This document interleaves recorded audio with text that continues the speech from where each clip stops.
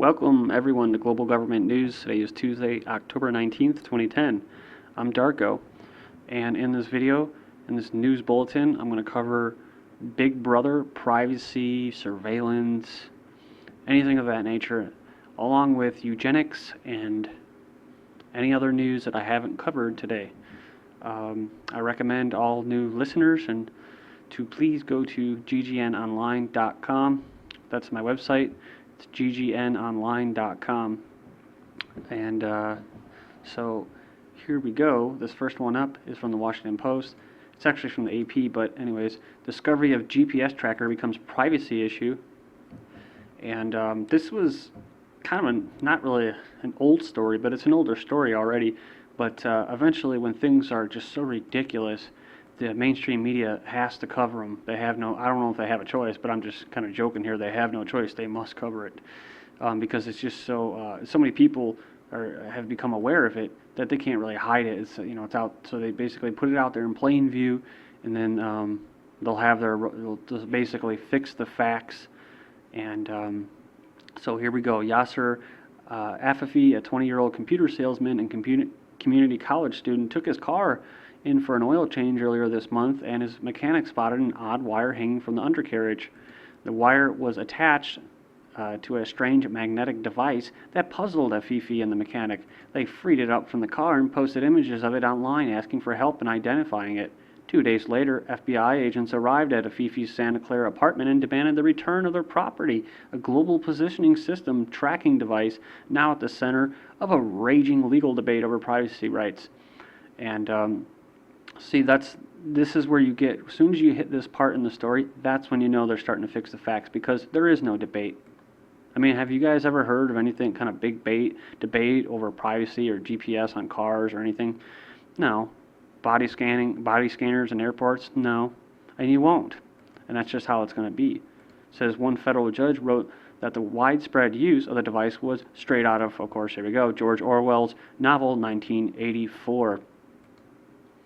But, I mean, this is actually a physical tracking. Most people actually have tracking devices on them, their cell phones and Blackberries. And if you have, I see a lot of people now using these GPSs, well, not GPSs, but they're using TomTom and navigational devices for their cars because they don't want to think, I guess. I don't know. Like, just look online and just, draw something out so you don't have to carry around a GPS with you everywhere you go. But people do it voluntarily, like Facebook. They give up all their information. And in a way, I'm not saying Google's right with everything the CEO says, but there's some things that they say as far as, well, you gave us all your information, which you did. So, anyways, you can go ahead and read this article yourself. The link will be posted. Oh, I'm sorry, I have to read this. Right. By holding that this kind of surveillance doesn't impair an individual's reasonable expectation of privacy, I wonder who deems that, the panel hands the government the power to track the movements of every one of us every day of our lives, wrote Alex Kozinski, the chief judge of the Ninth U.S. Circuit Court of Appeals, in a blistering dissent in which a 3-judge panel from his court ruled that search warrants weren't necessary for GPS tracking. So, yeah, that's right, and the feds of FBI can listen in on your phone conversations if they want. You have no reasonable expectation of privacy, so I just wanted to stress that. This next one up is most domestic intel centers lack privacy plans, and this just basically reiterates what I just said as far as, this is a domestic intelligence centers. Do you really expect these people to respect your privacy? They're spying on you. That's their job. They're fusion centers. The majority of state and local counterterrorism centers, that's what they're calling them, across the country do not have federally approved plans to ensure that they are protecting the privacy rights and civil liberties of the U.S. citizens, raising concerns among privacy advocates that they lack proper oversight. So it says the issue reveals the tension between the government efforts to collect and analyze intelligence inside the United States in order to prevent terrorist attacks. Oh, that's what it's for. Okay, I almost forgot. Maybe we need another false flag terrorist attack in order to really hammer that idea home, because I forgot. I thought it was just really to, keep track of slaves. It says after September 11th, terrorist attacks, the U.S. government encouraged and funded a proliferation of domestic counterterrorism centers, commonly referred to as state and local homeland security fusion centers. Oh, here we go. Now we're talking fusion centers. So there you go.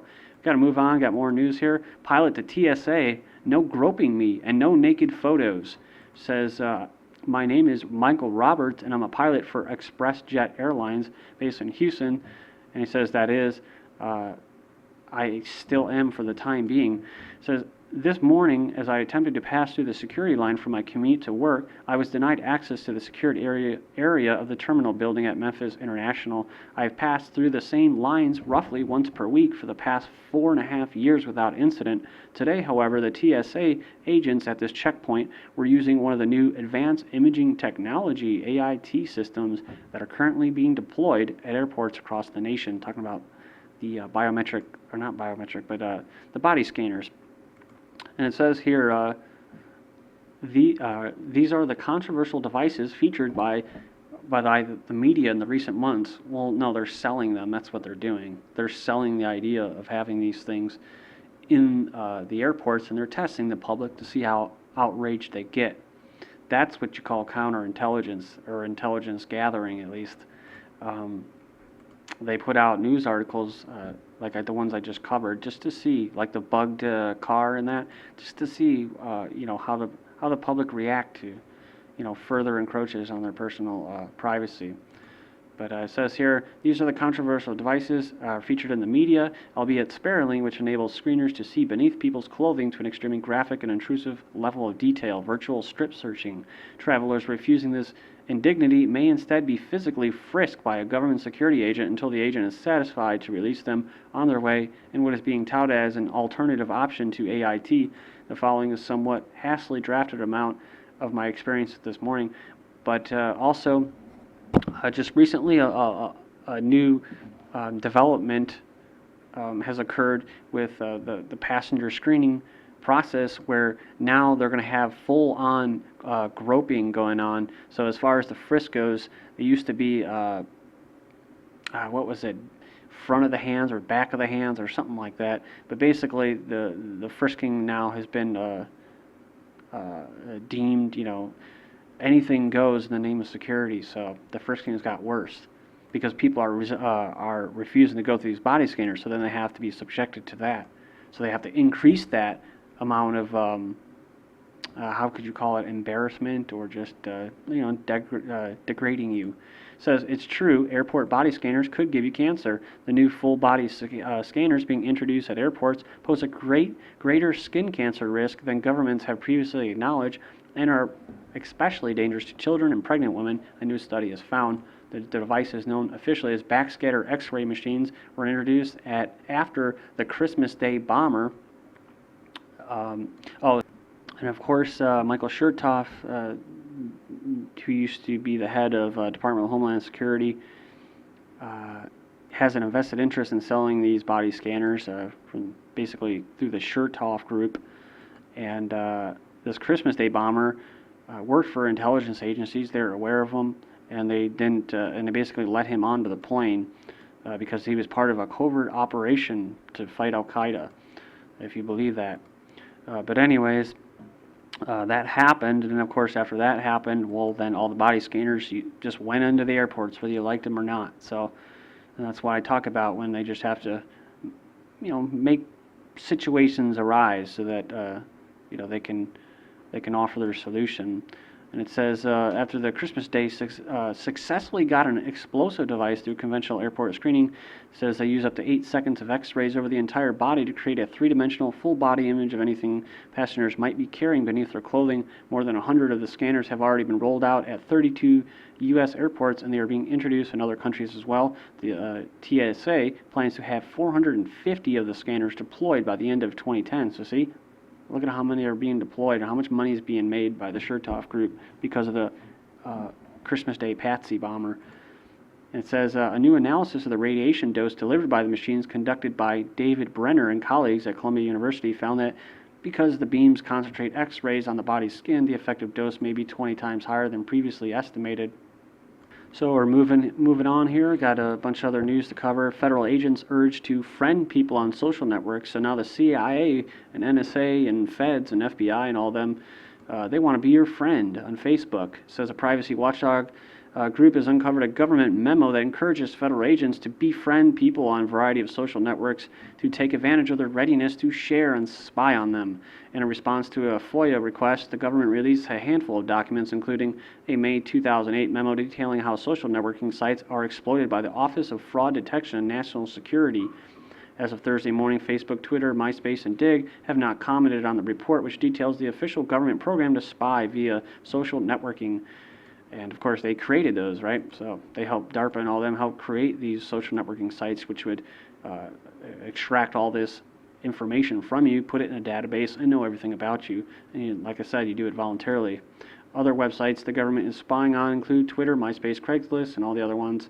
Says according to EFF, this memo, which specifically details how the government evaluates potential citizens' requests, suggests that there's nothing to prevent an exaggerated, harmless, or even out-of-date offhand comment and a status update from quickly becoming the subject of a full investigation.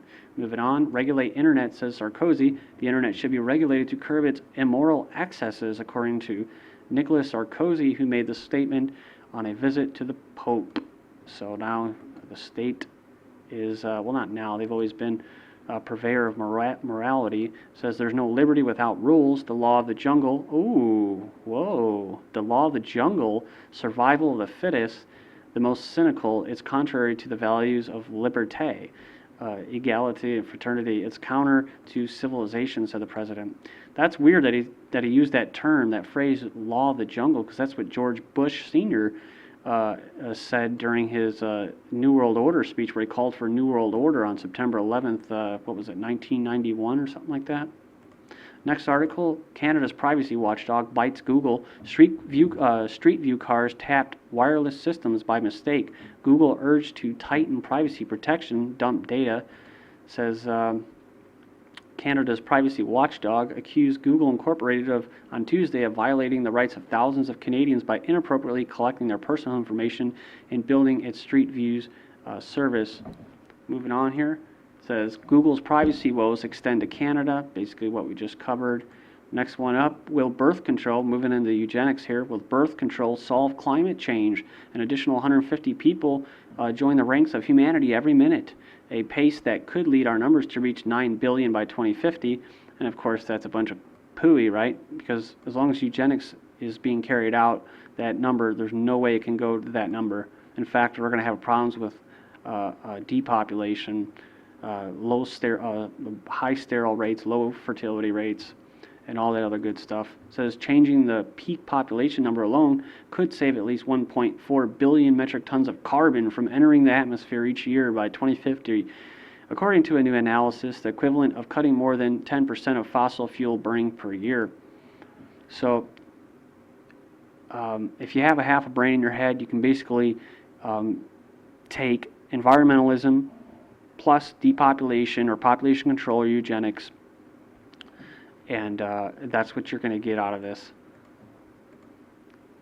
So there's too many people on the earth, and they're emitting carbon or CO2, and so we've got to kill them. So they got to go. Moving on, it says becoming a grandparent. It could cost you £50,000 per child. It's a pricey business having a child, and I wonder why. But it turns out it's an expensive matter for grandparents too. Research found that they spend more than £50,000 on their first grandchild than helping his or her struggling parents. In extreme cases, they spend as much as $121,000. And it's moving on down here. From the Mail Online, EU to back sale of meat and milk from cloned animals and offspring. The sale of meat and milk from the offspring of cloned farm animals is set to be backed by EU commissioners despite mass consumer opposition. That's right. So even if you are against it, the agenda and the plan moves forward. The great work. EU nears ban on animal cloning. Says they're going to do it, and then all of a sudden they're saying that they're nearing a ban. The EU moved a big step closer towards a ban on cloning farm animals and a prohibition of imports of cloned livestock and their meat and milk, which would be another stumbling block for the powerful U.S. farm biotechnology industry. First drug addict sterilized under cash for a vasectomy. And I bet the Bertrand Russells and the Huxleys are rolling over in their grave and blushing. Right? Experts admit swine flu may cause deadly nerve disease.